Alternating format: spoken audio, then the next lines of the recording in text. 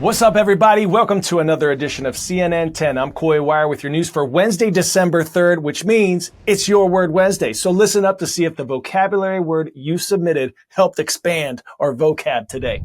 We begin in the Middle Eastern nation of Lebanon, where Pope Leo has concluded an historic visit to the region. It was Leo's first trip abroad since becoming the first American leader of the Catholic Church back in May of this year. The Pope brought a message of unity and hope to the country that's been heavily impacted by regional conflicts and instability. He also met with more than 15,000 youngsters as part of an effort to address key issues affecting students and teens in the region. Our Christopher Lamb has more. A warm welcome on the streets of Beirut for Pope Leo. In Lebanon during his first overseas trip, the first American pope in the heart of the Middle East, with a message of peace. In an age when coexistence can seem like a distant dream, the people of Lebanon, while embracing different religions, stand as a powerful reminder that fear, distrust, and prejudice do not have the final word, and that unity, reconciliation, and peace are possible.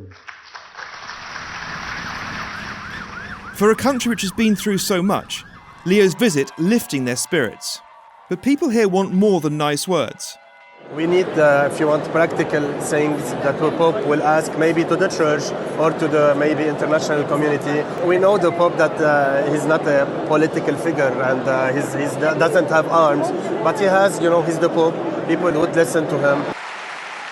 The Pope in a country with a sizable Christian community, one as old as Christianity itself. Excited to meet Leo, as were young people.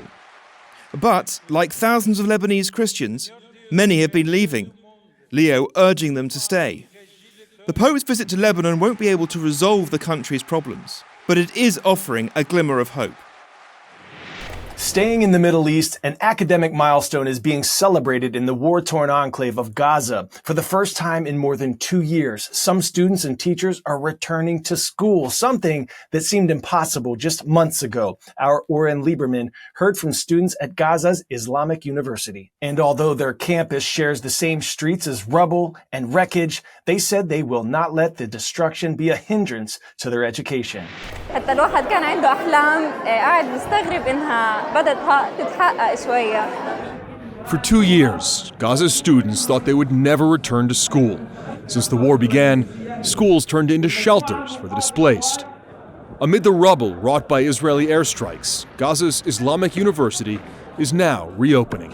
كثير يعني محزن إنه أشوف الجامعة هيك بهالجمال بهالعمران بهالبنيان الحلوة إنها تكون مدمرة هيك. More than 90% of the school and university buildings in Gaza were either damaged or destroyed by Israel's bombardment, drawing accusations of scholasticide. Education became virtually impossible. Israel has always maintained that Hamas embedded its military infrastructure within schools, an accusation the militant group has denied. حاولنا بأقل الإمكانيات إنه إحنا نكمل لأنه إحنا عندنا هذا الشغف إنه إحنا بدنا نكمل وبدنا نكون إشي في المستقبل. بتمنى أصير مهندسة معمارية كبيرة وناجحة وأحقق كل أحلامي. صراحة شعور كتير ممتاز إنه إحنا كشعب في غزة يعود إلى حياته الطبيعية وأول ما عاد في غزة هو التعليم. 10-second trivia. Sri Lanka was known by another name during colonial times. What was it? Ceylon, Malacca, Siam, or Burma?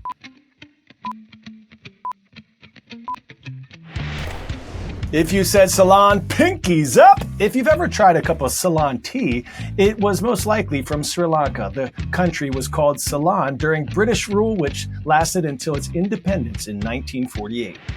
The government of Sri Lanka is engaged in an overwhelming rescue and recovery mission right now after a direct hit from Cyclone Ditwah. The cyclone was part of a series of deadly storms that wreaked havoc across southern Asia earlier this week, leaving at least 1,100 people dead across 4 countries. Our Mike Valerio has more.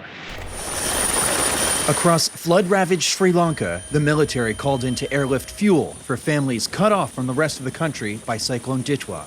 Social media video from Sri Lanka's Air Force showing a child rescued, pulled up to safety as neighboring India and Pakistan also send in aircraft to help. In Indonesia's West Sumatra, signs of Cyclone Senyar's human toll are everywhere. Orange body bags carried by rescue and recovery teams. This man lost both his mother and mother-in-law, saying they were sick and could not walk. This building used to be my house. This was a mosque, and that was my parents' house, our rice mill, my younger brother's house, and my in-laws. This is a before view of Songkhla province in Thailand from October, and this is a view from Sunday, a snapshot of West Sumatra from the summer and one from over the weekend.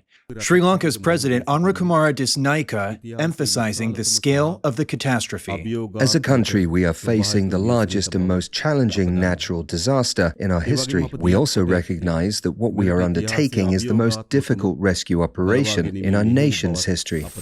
In Sri Lanka, more than 24,000 police, army, and Air Force personnel are still trying to reach families stranded by floods, authorities said.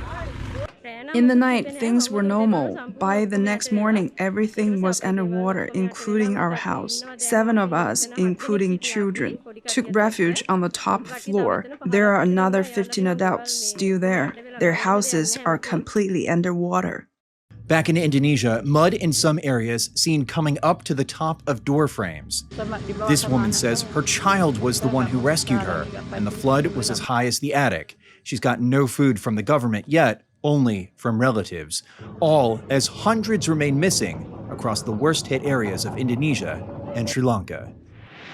All right, to the nation's capital now. It is beginning to look a lot like Christmas, especially at the White House. First Lady Melania Trump has unveiled this year's decor. More than 150 volunteers helped decorate each room, following the theme of Home is where the heart is. The decorations feature a nod to America's 250th birthday, which is next year. There are traditional elements, including twinkling lights and velvet bows, as well as a toy-themed tree in the green room, which stands next to a 6,000-piece Lego portrait of President Donald Trump. In the blue room, the official White House Christmas tree honors Gold Star families.